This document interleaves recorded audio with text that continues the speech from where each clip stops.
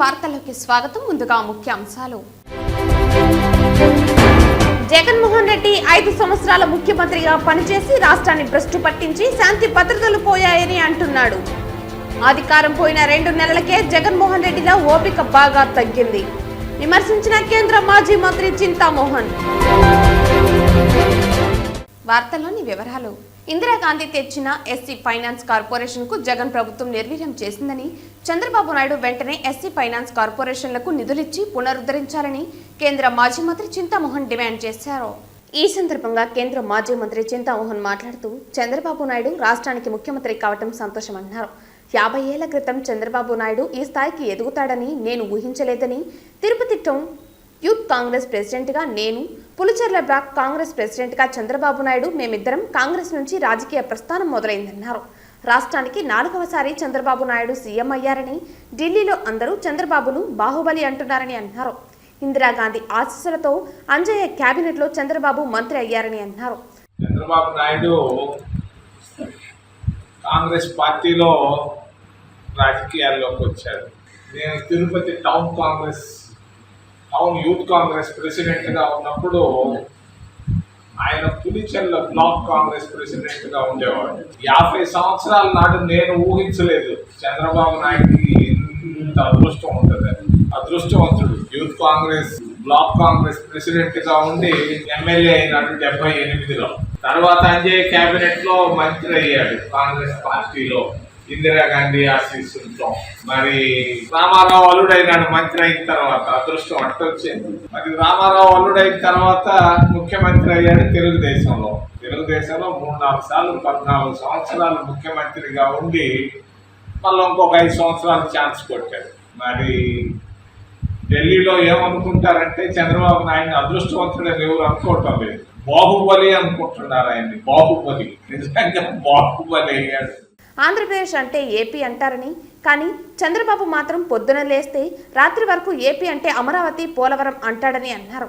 కుప్పం, తిరుపతి అభివృద్ధి గురించి చంద్రబాబు నాయుడు ఆలోచించడం లేదన్నారు. 40 ఏళ్ల క్రితం కుప్పం ఎలా ఉందో ఇప్పటికీ అలానే ఉందని, కుప్పం రైల్వే స్టేషన్కి పోతే కుప్పం ఏమి అభివృద్ధి చెందిందో తెలుస్తుందని, 100లు కాదు 1000 మంది రైలు ఎక్కేవారు దిగేవారి దృశ్యాలు మన కంటికి ప్రతిరోజు కనిపిస్తుందన్నారు. పట్టుకుట్టి కోసం పొరుగు రాష్ట్రానికి పోతున్నారని అన్నారు. కుప్పంలో పేదరికం ఇప్పటికీ అలానే ఉందని, ఈ మధ్య జగన్మోహన్ రెడ్డి నెల్లూరు, నంద్యాల మధ్యలో ఢిల్లీ అంటూ తిరుగుతున్నారని అన్నారు. ఆంధ్రప్రదేశ్ రాష్ట్రం, ఆంధ్రప్రదేశ్ అంటే ఏపీ అంటారు. ఏపీ అంటే ఏంటంటే చంద్రబాబు నాయుడు దృష్టిలో ఏ అంటే అమరావతి, పి అంటే పోలవరం. ఆయన పొద్దున్న లేస్తే సాయంకాలం దాకా అమరావతి, పోలవరం అమరావతిని గురించి ఆలోచిస్తున్నాడే కానీ కుప్పం గురించి ఆలోచిస్తున్నట్టుగా నాకు ఎక్కువ కనపడటం లేదు. 40 ఏళ్ళ నాడు కుప్పం ఎట్టుందో అట్టే ఉంది. ఏదో రోడ్లు పడ్డాయి అక్కడ ఇక్కడ, ఏదో కాలేజీ హాస్పిటల్ వచ్చింది, కానీ ఏముంది కుప్పంలో? ఆ కుప్పం రైల్వే స్టేషన్ పోతే తెలుస్తూ ఉంటుంది ఏం అభివృద్ధికి వచ్చింది కుప్పం అని. అది రైలు ఎక్కేవాళ్ళు, దిగేవాళ్ళు 100 మంది కాదు 1000 మంది పక్క రాష్ట్రానికి బడికిస్తున్నారు కూటికి నాటికి ఉద్యోగానికి. ఈ పరిస్థితుల్లో కుప్పాన్ని ఒక అమరావతి మరి పోలవరమే కాకుండా కుప్పాన్ని, తిరుపతిని కూడా అభివృద్ధికి తీసుకురావాలని మీ ద్వారా చంద్రబాబు నాయుడిని నేను డిమాండ్ చేస్తాను. 5 సంవత్సరాల ముఖ్యమంత్రిగా పనిచేసి రాష్ట్రాన్ని భ్రష్టు పట్టించి శాంతి భద్రతలు పోయాయని అంటున్నారని అన్నారు. అంటరానితనం దేశంలో ఇంకా పూర్తిగా పోలేదని, కొన్ని ప్రాంతాల్లో ఇంకా 2 గ్లాసుల పద్ధతి ఉందన్నారు. రిజర్వేషన్ల ద్వారా అతి కొద్ది మంది చదువుకుని పైకొచ్చారని నేను కాదనడం లేదన్నారు. కానీ పేదరికం, అంటరానితనం దేశంలో ఉన్న మాట వాస్తవం అన్నారు. సుప్రీంకోర్టులో 34 మంది జడ్జీలు ఉన్నారని, అందులో 3 ఓబీసీ జడ్జీలు ఉన్నారన్నారు. ఓబీసీ జనాభా నిష్పత్తి ప్రకారం సుప్రీంకోర్టు జడ్జిల్లో ఓబీసీలకు ప్రాధాన్యత ఇవ్వాలని కొలీజియం కమిటీని కోరుతున్నామన్నారు. మహాత్మా గాంధీ చాలా తెలివిపరులని, ఆయన పేదరిక నిర్మూలన అనే మాట ఎత్తలేదన్నారు. హరిజనోద్ధరణ గురించి, దేశ స్వాతంత్ర్యం గురించి మాత్రమే మాట్లాడారని అన్నారు. ఎస్సీ ఎస్టీ రిజర్వేషన్లపై సుప్రీంకోర్టు ఇచ్చిన తీర్పును నేను ఖండిస్తున్నానని అన్నారు. తెలుగు వాళ్ళ పరిస్థితి అధ్వానంగా ఉందని, అప్పులు ఇవ్వండిని అడుక్కుంటున్నారని అన్నారు. మరి జగన్మోహన్ రెడ్డి ఈ మధ్య ఒకరోజు నెల్లూరు జైలుకి వెళ్తాడు, అడెవరో ఉన్నాడని.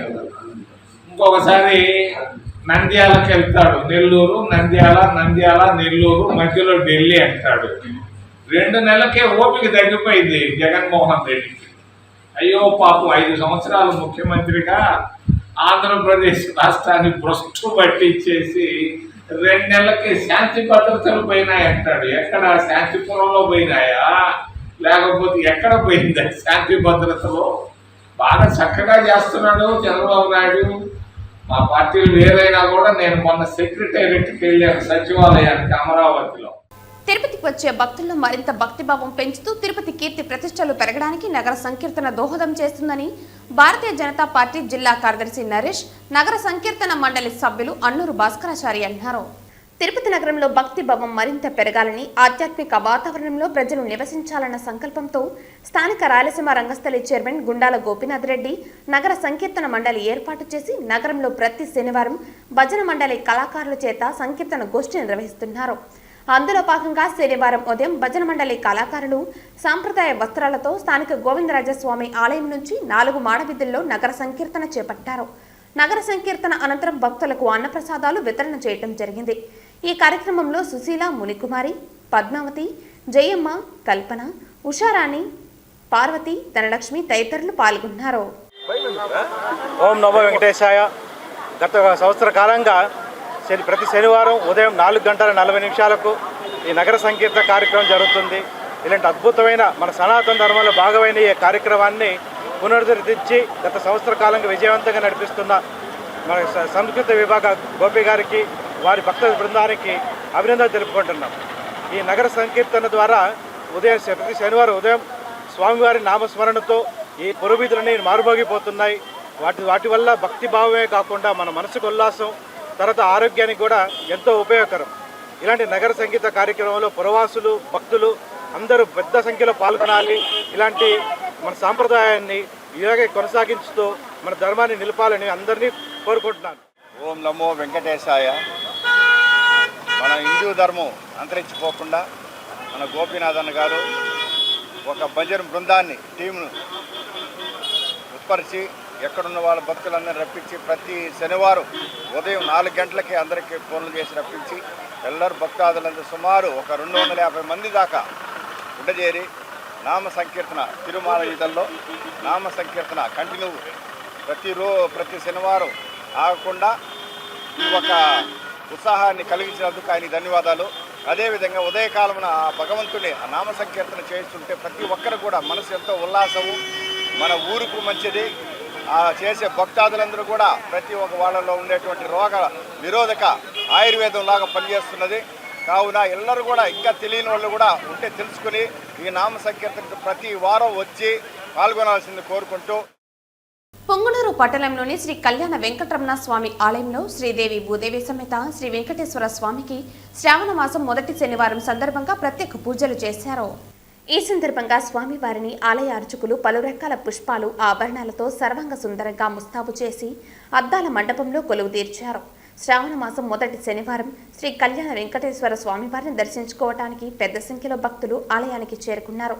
మహామంగళి హారతి అనంతరం స్వామివారి తీర్థ ప్రసాదాలను ఆలయ అర్చకులు భక్తులకు అందజేశారు.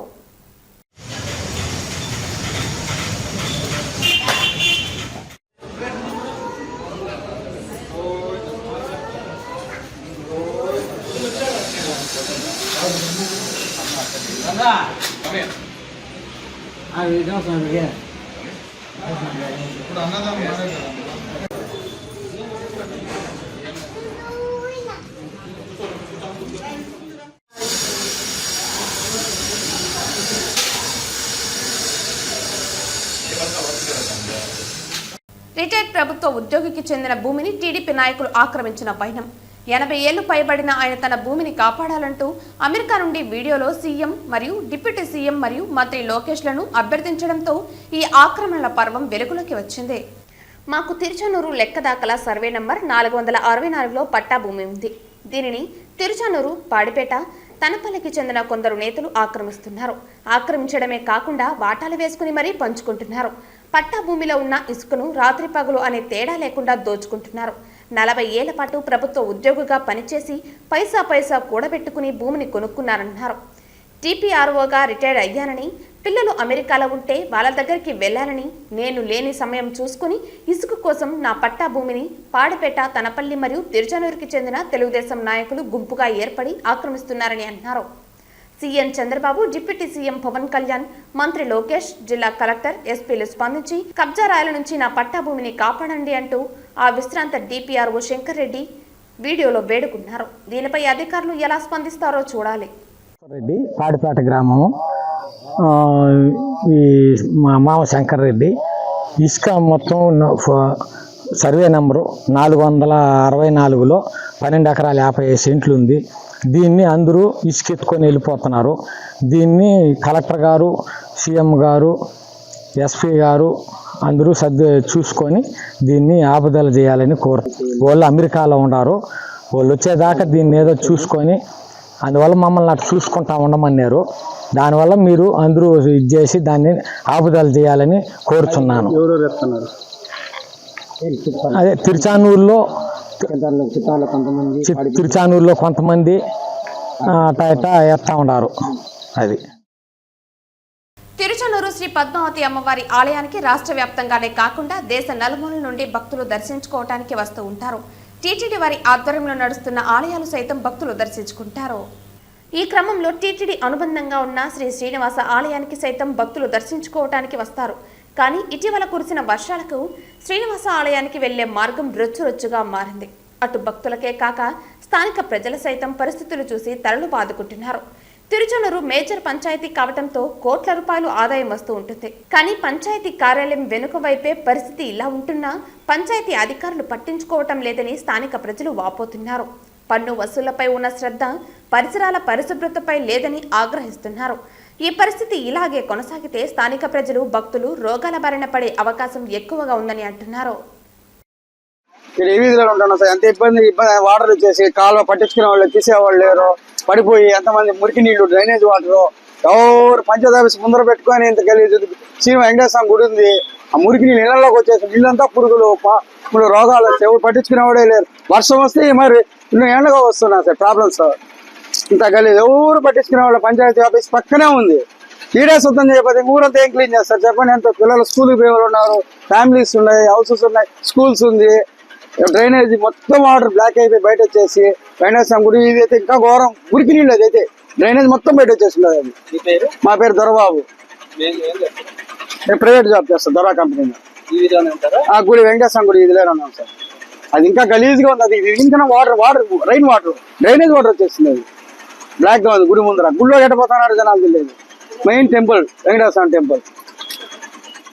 సుబ్రహ్మణ్యం, చంద్రశేఖర్ కాలనీలో ఉంటున్నాము, మేము నివాసం ఉంటున్నాము. ఈ ఏరియా 20-25 ఏళ్ళగా ఇదే పరిస్థితుల్లో ఈ నెలలోనే ఉంటున్నాము. ప్రతి వానకి ఇదే మన నిండిపోతా ఉంది. మా పరిస్థితులు మాకు పరిష్కారం చేయాలి. పంచాయతీలకు చెప్పినా పట్టించుకోవడం లేదు, ఎవరు చెప్పినా పట్టించుకోవడం లేదు. శ్రీ వెంకటేశ్వర గుడికి పక్కనే మా ఇల్లు. ఇక్కడ చంద్రశేఖర్ కాలనీలో ఉన్నాం మేము. కానీ మా నివాసంలో ఈ వారు వాటర్ అంతా చేస్తాంటే మరి ఇబ్బందులు పడుతున్నాము. ఇక్కడ ఒళ్ళు బాగాలేక వచ్చేస్తా ఉంది, పరిస్థితులు బాగాలేకుండా ఉన్నాయి. ఒకసారి పరిష్కరించమని చెప్తున్నాం మేము. బ్రెజిల్లో ఘోర ప్రమాదం జరిగింది. 62 మందితో ప్రయాణిస్తున్న విమానం కుప్పకూలినట్లు ఆ దేశ అధ్యక్షులు లూలా డా సిల్వా తెలిపారు. బ్రెజిల్లో ఘోర ప్రమాదం జరిగింది.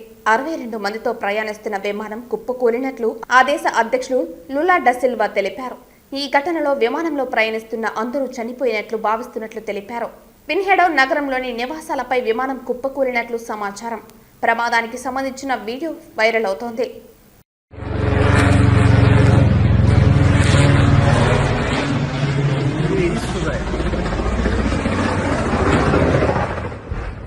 Porra! Caralho, bicho! Nossa! Fudeu, velho! É doido! Caralho, moleque! Tá louco, bicho? Que isso, irmão?